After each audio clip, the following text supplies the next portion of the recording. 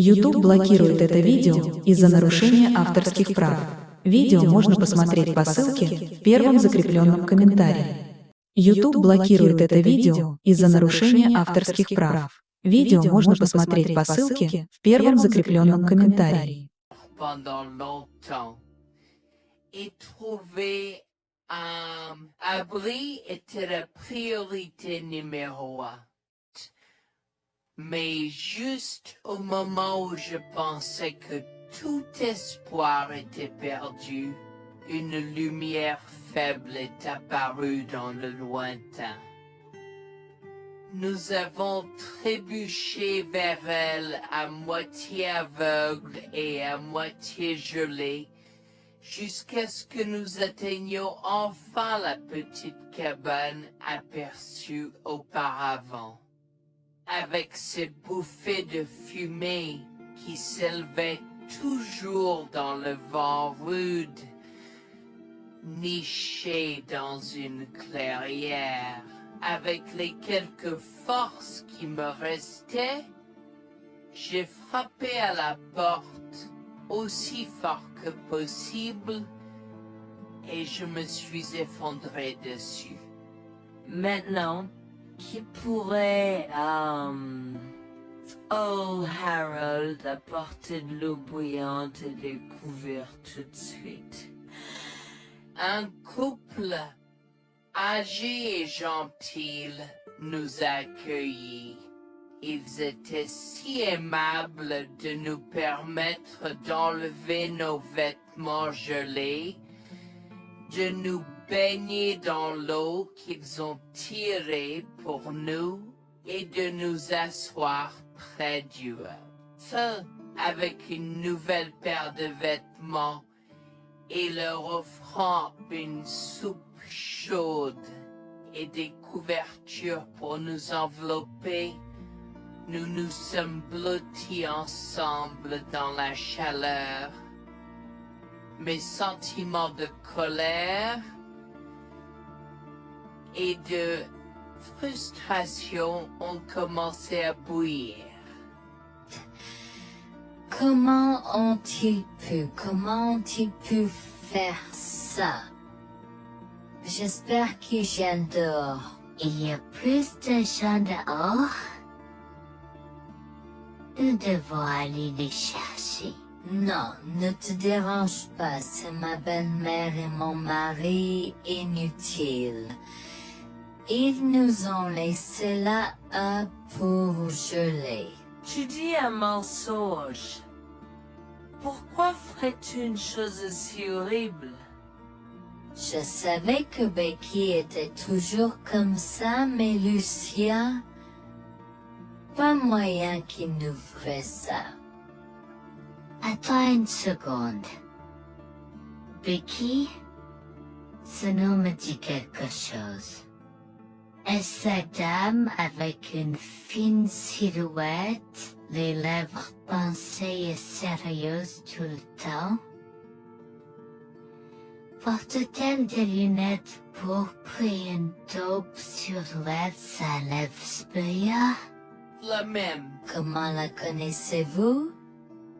Elle a l'habitude de parcourir ces régions, mais c'est bizarre de faire une telle chose pendant cette période où les tempêtes de neige sont abondantes. En fait, je ne l'ai jamais vue dans ces parages pendant cette période de l'année.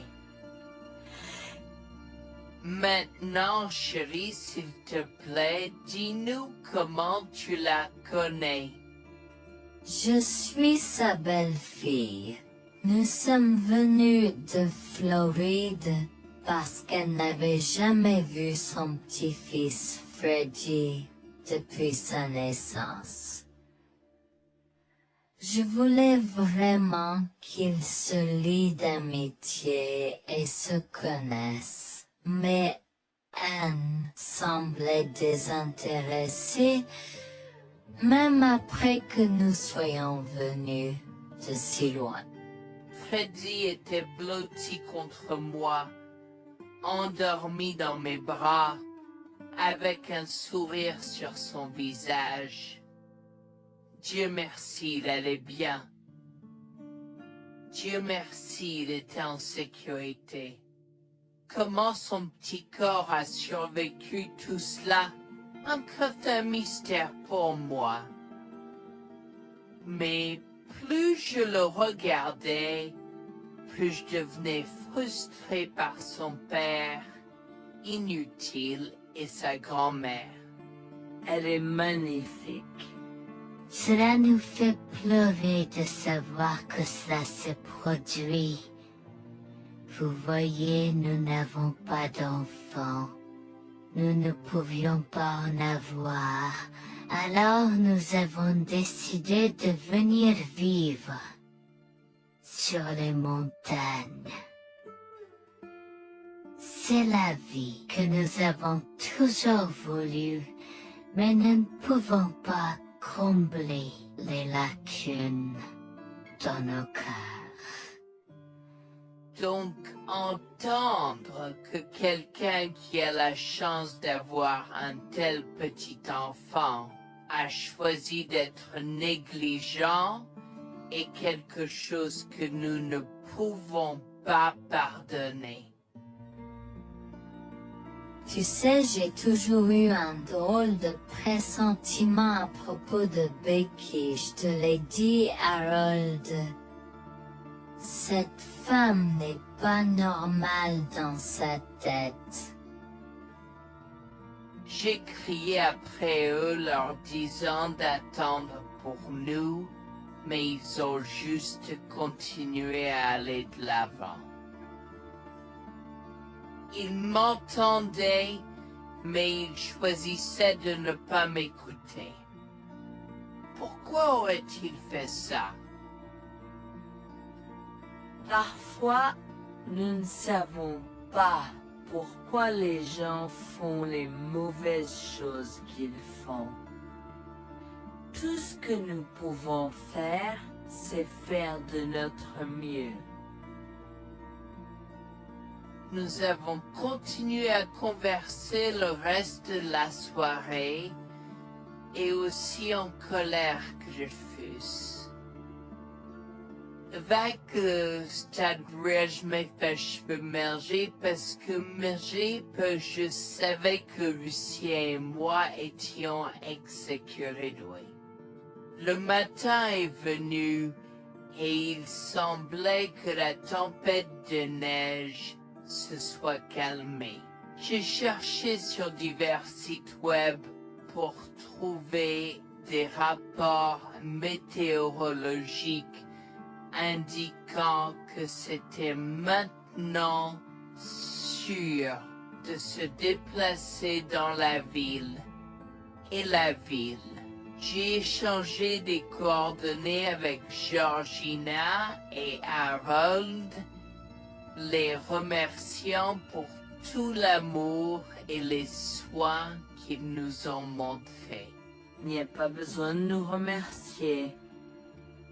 Nous avons juste fait ce qui était juste. N'importe qui, avec la moitié d'un cœur, aurait fait la même chose. S'il vous plaît, laissez-moi vous accompagner chez vous. Harold et Georgina nous ont accompagnés à la résidence et, oh mon Dieu, nous avons trouvé Lucien et Rebecca assis confortablement sur le porche avant, comme si Freddy et moi étions sur le point de mourir la veille. Je suis sorti de la voiture et j'ai commencé à perdre les pédales. Qu'est-ce qui ne va pas chez vous, les gens? Comment pouvez-vous nous laisser là? Tu nous ralentissais et nous voulions voir la cascade gelée. Est-ce que tu plaisantes? Freddy aurait pu mourir la nuit dernière. Tu t'en fous, vous, Lucien? Pour être juste, tu aurais pu simplement rester à la maison si tu n'étais vraiment pas prêt pour cette aventure. Je jure devant Dieu, à ce moment-là, ma vision est devenue rouge. J'étais prêt à attaquer, à donner des coups de pied, à crier et à hurler pour que le monde entier entende à quel point ces gens étaient horribles. Non seulement ils nous ont laissés là, mais ils semblaient ne pas se soucier de ce qu'ils avaient fait. C'était presque comme s'ils essayaient de nous tuer. Avant que je ne puisse lancer une série d'actions et de mots qui ne pourraient pas être repris, Harold m'a retenu, me disant de me calmer, car Freddy était toujours dans la voiture avec Georgina. En assistant à toute cette scène, il m'a fallu un moment pour me calmer. Mais même si j'avais calmé, j'étais toujours agressif et argumentatif. Vous nous avez laissés là.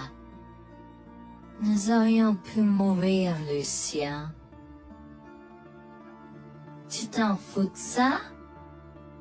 Tu t'en fous que ta mère ait essayé de nous tuer? Ne sois pas dramatique, Noémie. Elle n'essayait pas de faire ça. Regarde, la raison pour laquelle nous ne sommes pas revenus te chercher est parce que nous savions que tu trouverais de l'aide et un abri. Je veux dire, tu as toi-même indiqué cette cabane, n'est-ce pas? Il semble que tu aies obtenu l'aide dont tu avais besoin. Pas grâce à toi ou à ta mère.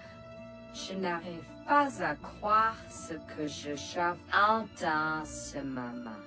Assez, tout le monde. Ne me donne pas mal à la tête. Comment peux-tu être si froid et sans cœur envers ta femme? J'ai la moitié d'une idée de venir te frapper. Essaie, vieil homme. Je te mets au défi. Écoute, Noémie. Je suis désolée que tu n'aies pas pu gérer un peu le mauvais temps, mais je jure qu'il n'y avait aucune mauvaise intention de ma part. Écoute, Noémie, je suis désolée que tu n'aies pas pu gérer un peu le mauvais temps, mais je jure qu'il n'y avait aucune mauvaise intention de ma part. Oh oui. Pourquoi diable irais-tu faire de la randonnée à cette période de l'année? Nous ne te voyons jamais pendant cette période, alors quoi maintenant? Pourquoi maintenant quand tu as un enfant qui ne voulait que se connecter avec toi? Quelqu'un pourrait argumenter que ce niveau de négligence grossière était intentionnel, Becky. Tu es une personne malade et pathétique. Cela a semblé faire fondre l'extérieur froid et dur de Becky, qui avait l'air douloureuse, du moins pendant un instant, avant de revenir à son extérieur de méchante sorcière de l'Ouest. Je ne sais pas ce que tu essaies d'insinuer, Mais si tu cherches une bataille, je peux t'assurer que tu la perdras. Tu oublies que je suis une femme riche. J'ai accès au meilleur. Voyons comment ton petit argument va se passer en cours, vieil homme. Vous êtes pas là avec votre malade joueuse. Je souhaite que vous restiez fiers. Tu sais quoi, Noémie? Je m'en fiche maintenant. Je n'ai plus besoin de faire semblant devant toi et tout le monde. Alors, laisse-moi te dire les choses clairement pour que tout le monde puisse entendre. Je m'en fiche de toi et de ce bébé. Honnêtement, je souhaite que vous soyez tous les deux morts hier. Au moins, vous auriez arrêté de me déranger avec vos tentatives pour rencontrer ce bébé. Est-ce que je parais en avoir quelque chose à faire? J'ai fait mon geste vers elle comme si mon corps avait une volonté propre. Je me suis approché d'elle et l'ai giflée. J'ai continué à la gifler et à donner des coups de pied aussi fort que possible jusqu'à ce que Jack et Harold me déchirent. Tu m'insultes. Comment osais-je? Comment osez-vous vous asseoir là et défendre cette sorcière? Elle l'avait mérité. Toi, je vais te poursuivre en justice. Comment oses-tu me mettre les mains dessus? Elle ne voulait évidemment pas cela. Regardez, il semble que les tensions soient élevées en ce moment. Pourquoi ne pas tous prendre une grande respiration? Entrons et réglons cela. Vous êtes un homme faible et pathétique, et j'espère que vous passerez le reste de votre vie à expier ce que vous avez fait à votre fils. Avant que Jack ne puisse répondre, je lui ai craché au visage avant de rentrer à l'intérieur, de prendre Freddy et ses affaires et de monter dans la voiture avec Georgina et Freddy. Maman, j'ai peur. Que se passe-t-il? Pourquoi tu combattu, grand-mère? Chérie, je suis vraiment désolée que tu aies dû voir ça. Les choses sont beaucoup plus compliquées ici et je ne veux pas te mentir. Mais je crains que tu ne sois un peu trop jeune pour comprendre. Mais pour l'instant, je suis désolée de devoir te dire que pour l'instant, il semble que grand-mère et papa ne veulent pas de nous ici. Nous ne pouvons pas être ici parce que papa et grand-mère ne sont pas très gentils et je ne veux pas que tu sois autour de personnes qui ne sont pas gentilles. Mais Georgina et Harold sont gentils, n'est-ce pas? Oui, j'aime Georgina et Harold. Harold et Georgina peuvent-ils être mes grands-parents? Oh mon Dieu, mon petit enfant, tu me fais pleurer. Bien sûr, je peux être ta grand-mère? Oh mon Dieu, mon petit enfant, tu me fais pleurer.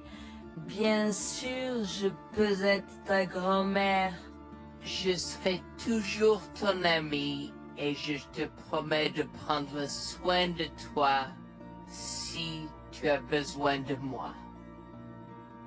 Harold a pris la voiture et nous a emmenés à un hôtel où nous avons pu nous reposer et nous remettre de nos émotions, mais malheureusement tout l'événement était un peu trop difficile à gérer.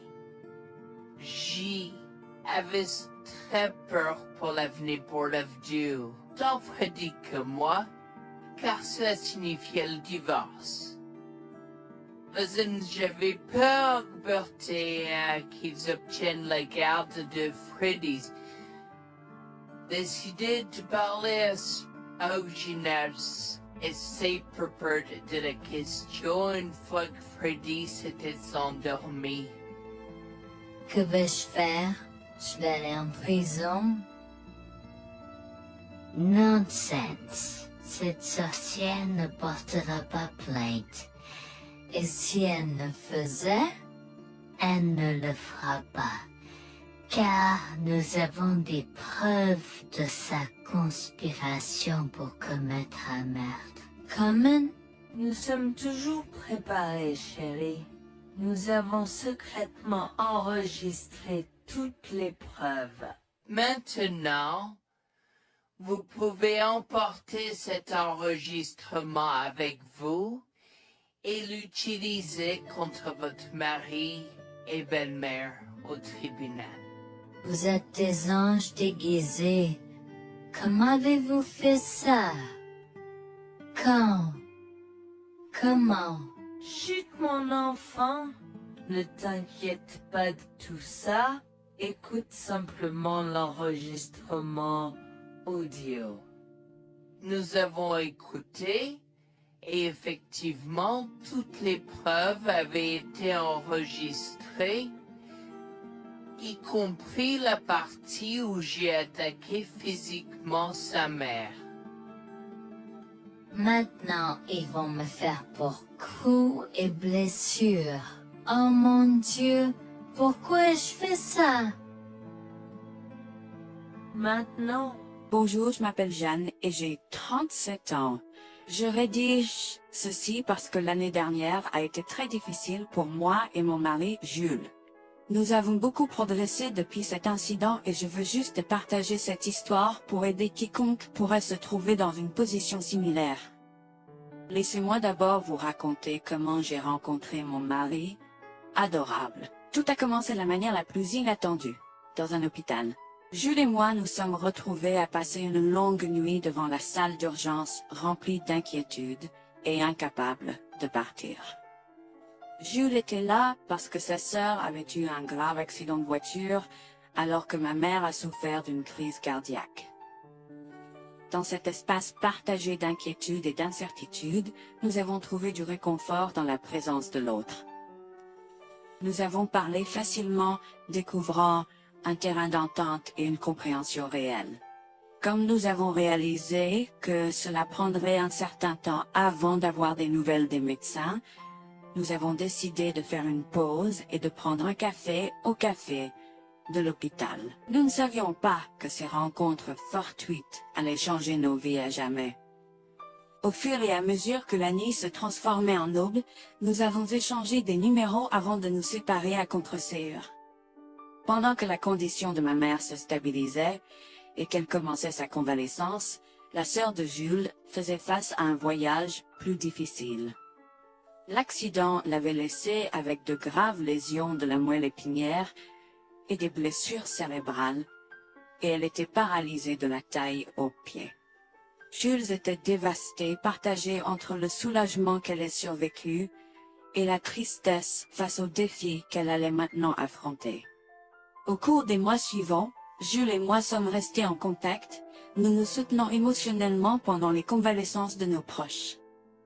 Nos conversations ont progressivement changé, nous permettant de partager nos espoirs, nos rêves et nos peurs.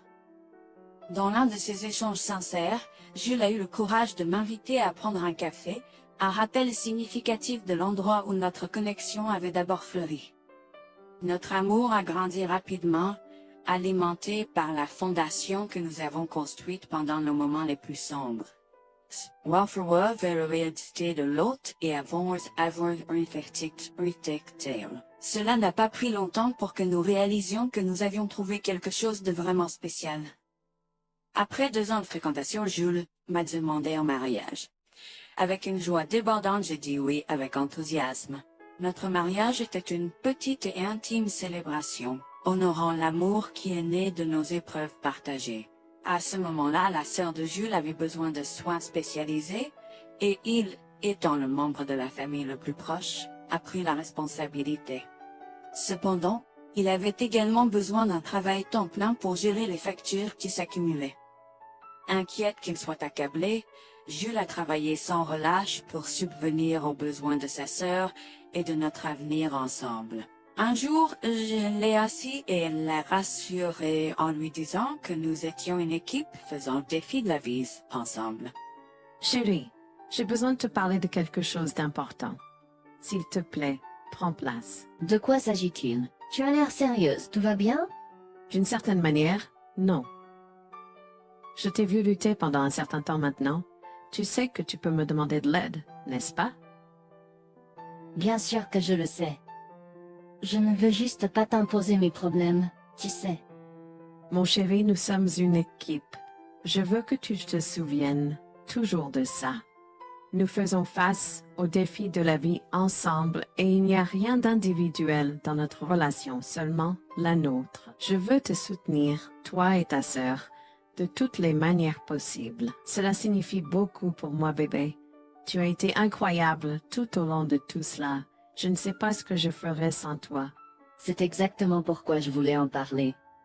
J'ai réfléchi à la prise en charge d'Abby et à l'impact que cela a sur ton travail. Et si nous envisageons de la placer dans une maison de retraite? Et avant que tu ne poses la question, je connais une bonne où ma grand-mère était vraiment heureuse.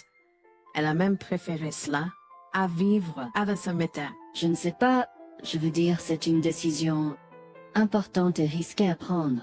Je comprends, mais réfléchis grec. Cela permettrait de te trouver un meilleur emploi payant pour que nous puissions nous assurer qu'Abby reçoit les soins qu'elle mérite. Nous pouvons la visiter régulièrement et être toujours là pour elle. Mais cela soulagerait une partie de la charge sur tes épaules. Tu as raison. C'est un choix difficile, mais je fais confiance à ton jugement. Je suis heureuse que tu me laisses enfin t'aider. Crois-moi, les choses sont plus faciles quand on peut partager ses fardeaux avec quelqu'un. Je veux dire, c'est comme ça que nous nous sommes trouvés, non? Comment pourrais-je jamais l'oublier? Je t'aime tellement. Merci de rester à mes côtés. Tais-toi, pas besoin de remerciements. Tu sais que je serai toujours là pour toi. Je t'aime aussi, chérie. Jax m'a fait confiance et nous avons trouvé une maison de retraite pour Abby. Au cours des prochains mois, Jax a trouvé un travail mieux rémunéré et a rendu visite à sa sœur tous les jours. Le rétablissement d'Abby a progressé de manière surprenante bien qu'elle soit paralysée. Elle a commencé à se déplacer dans la maison de retraite dans son fauteuil roulant, déterminée à explorer. La maison de retraite permettait aux résidents de sortir avec des membres de leur famille enregistrés, alors je lui ai envoyé une allocation mensuelle pour l'aider à s'amuser. La mère de Jax, Grégoire, a entendu parler de son dévouement au bien-être d'Abby et des efforts qu'il a déployés pour s'occuper d'elle.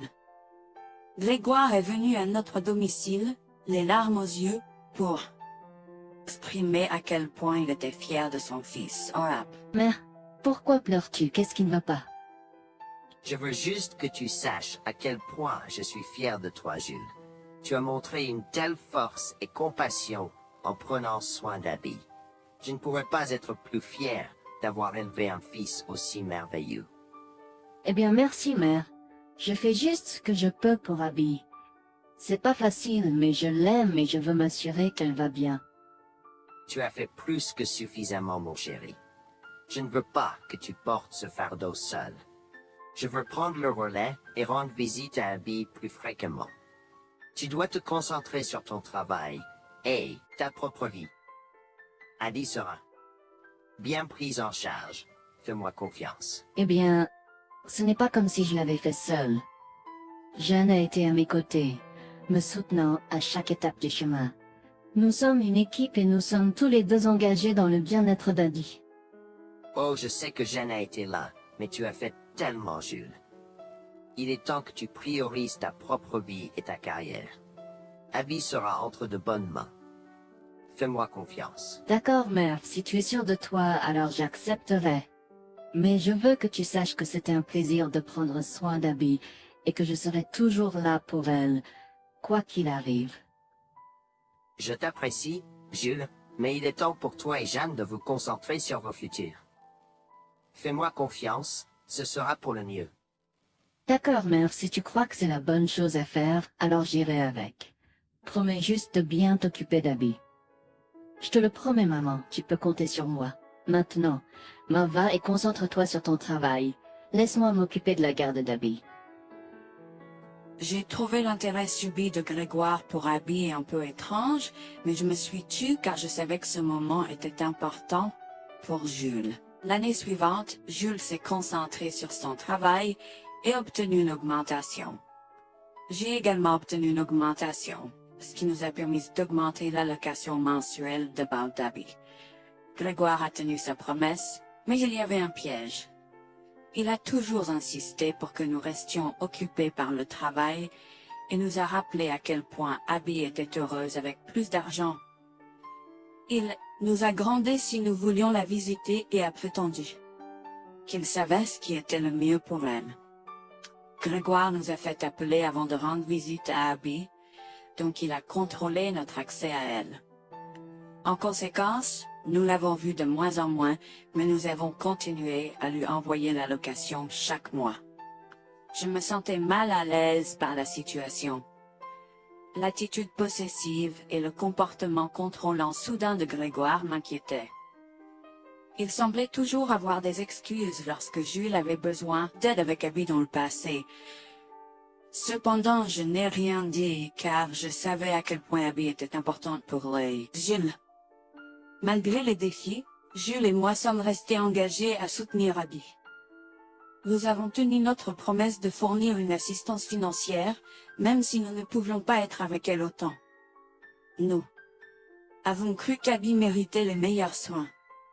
Même si nous ne pouvions pas être avec elle autant, nous avons cru qu'Abby méritait les meilleurs soins et le bonheur, et nous voulions qu'elle ait les moyens de profiter de la vie à fond.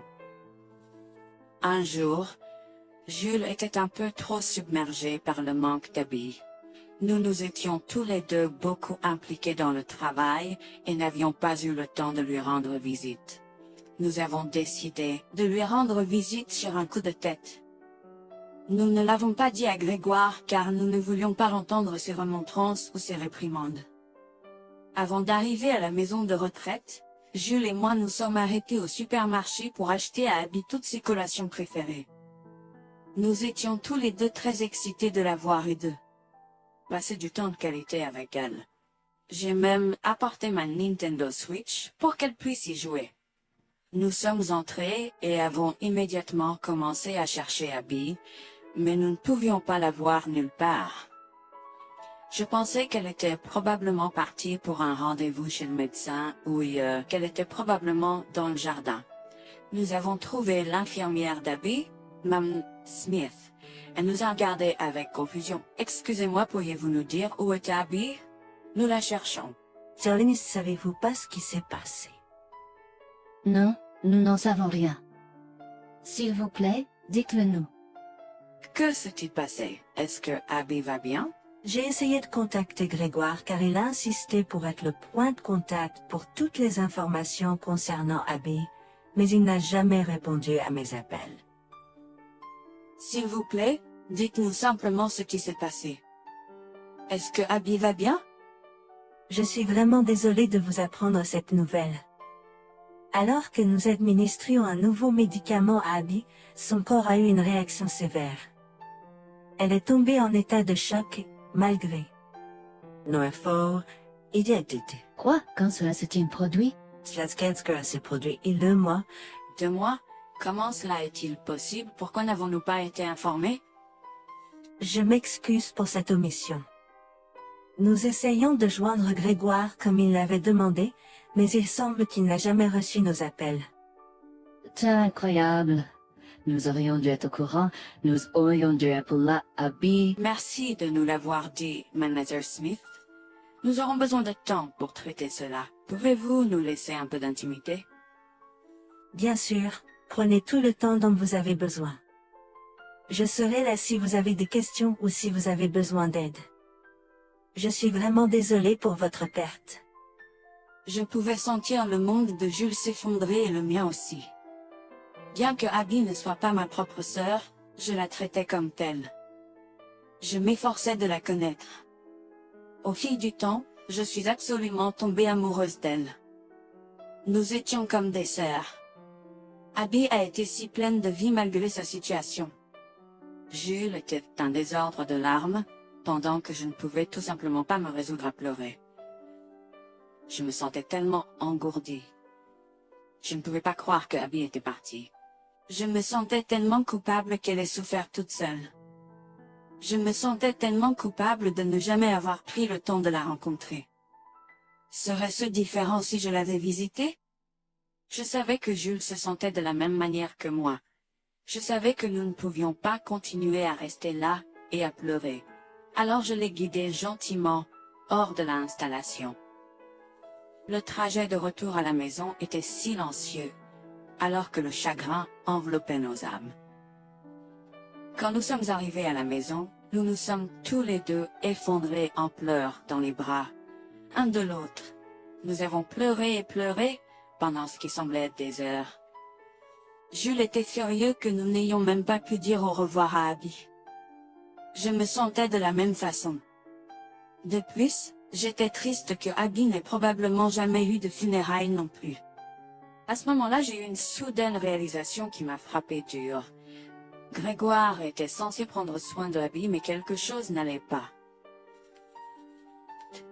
J'ai demandé à Jules s'il avait entendu quoi que ce soit de sa mère, mais il n'avait rien entendu. Alors que nous rassemblions les pièces, la colère bouillonnait en nous.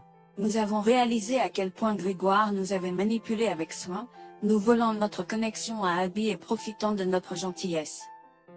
Le fait qu'elle ait probablement pris toute l'allocation d'Abby pour elle-même, la laissant sans rien, a encore plus attisé notre colère. Jules était prêt à confronter sa mère, mais j'ai réussi à réfléchir plus clairement. Chérie, je sais que tu es furieux et veux confronter ta mère, mais réfléchis en grec. Je ne veux pas y réfléchir. Je veux lui demander pourquoi elle a fait ça. Qu'a-t-elle gagné à faire ça à Abby? Moi aussi, je veux savoir la même chose, mais tu sais qu'elle niera tout ce que nous disons ou trouvera un moyen de nous blâmer pour tout. Regarde, le jour où nous donnons habituellement l'allocation d'Abby approche bientôt. Que se passera-t-il si Grégoire se présente à notre porte en réclamant l'argent? Tu penses qu'elle oserait se montrer ici après tout ce qu'elle a fait? C'est possible, chérie. Si elle le fait, ce sera son aveu involontaire envers nous. Nous pourrons l'utiliser comme preuve. Oui, et puis, nous pourrons exposer ses méfaits maléfiques à tous. Exposer sa méchanceté devant tout le monde peut ne pas être la meilleure chose à faire pour l'instant. Réunissons des preuves et engageons une action en justice à la place. D'accord, tu as raison. Nous devons aborder cela de manière stratégique. Nous allons suivre ton plan et rassembler les preuves dont nous avons besoin. Il est temps que Grégoire fasse face aux conséquences de ses actes. Nous avons tous deux pris une semaine de congé. En retournant dans la maison de retraite, nous avons recueilli le certificat de décès d'Abby comme preuve. Nous avons également consulté un avocat pour porter plainte contre Grégoire pour avoir volé une personne handicapée. Comme je l'avais prévu, Grégoire est venu frapper à notre porte en réclamant l'allocation de sa fille. Où est la location d'habits? J'attends. Pourquoi devrions-nous envoyer l'argent d'habit à toi, mère? Qu'as-tu fait pour elle? Qu'est-ce que j'ai fait? Tu veux dire ce que je n'ai pas fait pour cet enfant insolent? Attends une minute, Grégoire. Comment as-tu exactement pris soin d'Abby? Je lui achète toute la nourriture qu'elle veut, et je réponds à tous ses caprices. Je m'assure même qu'elle prend ses médicaments quand je la visite. C'est génial. Quand as-tu vu Abby pour la dernière fois? Je l'ai visitée hier. Je suis seulement ici parce qu'elle s'inquiète que tu ne lui aies pas envoyé son allocation. Comment oses-tu mentir à mon visage? Je ne mens pas. Qu'est-ce que tu veux dire? Comment oses-tu m'accuser de mentir? Tu es aussi ingrat qu'Abby. Sans hésiter, je tends à Grégoire le certificat de décès d'Abby, ma dégoût visible dans mes yeux, alors qu'elle le regarde avec stupeur. Grégoire a vacillé, tentant de s'excuser. Quoi? Non, ce n'est pas vrai. Ma petite fille. Je suis désolé, Jules. Je suis désolé. Enregistre tes excuses, mère. Tu n'as fait que l'insulter depuis que tu es arrivée. Tu es dégoûtante. Nous avons déjà engagé des poursuites judiciaires contre toi pour tes crimes. Nous avons des preuves de ta négligence. À bien, tribunal. S'il te plaît, Jules, ne fais pas ça. Je souffre autant que toi. S'il te plaît. Arrête. Quitte notre maison et ne nous adresse plus jamais la parole. Nous ne voulons plus rien avoir à faire avec toi. S'il te plaît, ne me conduis pas en justice. Je suis désolé. Il est trop tard pour les excuses. Tu as fait tes choix et tu devras maintenant assumer les conséquences de tes actes. Petit à petit, Jules et moi avons pris des précautions et enregistré notre conversation avec Grégoire. Cette preuve supplémentaire a joué en notre faveur et la Cour a statué que Grégoire devait nous rembourser, y compris les taux d'intérêt similaires à ceux pratiqués par les banques. Elle devra nous verser des mensualités pendant les prochaines années. Jules est allé plus loin et a partagé l'enregistrement avec le reste de sa famille élargie. Par conséquent, Grégoire a fait face à l'exclusion de sa propre famille. Jules et moi avons pleuré ensemble pendant longtemps. La douleur était profonde, mais lentement, nous avons commencé à guérir. Nous avons pris une décision ferme de couper tout contact avec Grégoire. Le seul rappel de son existence était les paiements mensuels. La décision ferme de couper tout contact avec Grégoire. Le seul rappel de son existence était les paiements mensuels qu'il faisait pour nous rembourser. Nous nous sommes concentrés sur notre guérison et sur la reconstruction de nos vies. Au final, la justice a prévalu et notre amour pour Abby est resté inébranlable. Nous avons honoré sa mémoire en chérissant le temps que nous avions passé avec elle et en montrant de l'amour et des soins aux autres dans le besoin. Notre parcours a été rempli de défis et de chagrins, mais il nous a également appris le pouvoir de la résilience et la force de notre lien. Jules et moi avons entrepris un voyage de guérison, en reprenant nos vies en main, à partir des décombres de la trahison.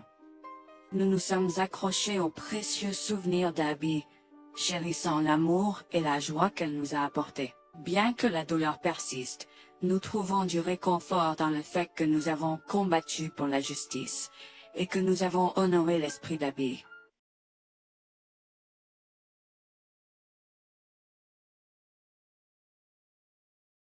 Disparu. La neige s'aggravait et il semblait que la tempête de neige annoncée allait nous frapper. Tout autour de nous n'était que blanc.